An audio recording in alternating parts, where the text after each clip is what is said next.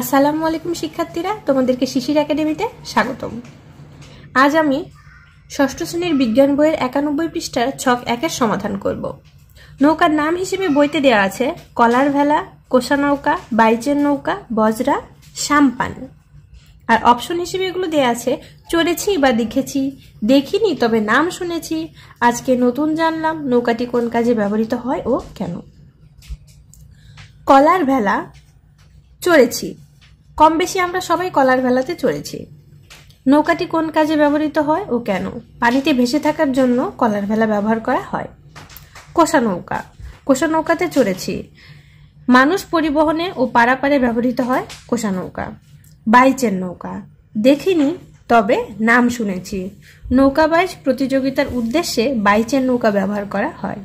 বজরা, আজকে নতুন জানলাম, অধিক ওজন বহন করার জন্য বজরা ব্যবহার করা হয়। সাম্পান, সাম্পান দেখিনি তবে নাম শুনেছি, কক্সবাজার উপকূলে মালামাল ও যাত্রী পরিবহনের জন্য সাম্পান ব্যবহার করা হয়। 91 পৃষ্ঠার নৌকার উপকরণ, অর্থাৎ নৌকা তৈরি করতে আমাদের যে সকল উপকরণ প্রয়োজন। কাঠ, বৈঠা বানানোর কাজে ব্যবহৃত হয়। দড়ি, পালের দড়ি। বাঁশের চাটাই, গলুই বানানোর কাজে বাঁশের চাটাই ব্যবহৃত হয়। বেত, ছাউনি দিতে বেত ব্যবহার করা হয়। লোহা, দাঁড় ও হাল তৈরিতে লোহা ব্যবহৃত হয়। কাপড়, পাল তৈরিতে কাপড় ব্যবহার করা হয়।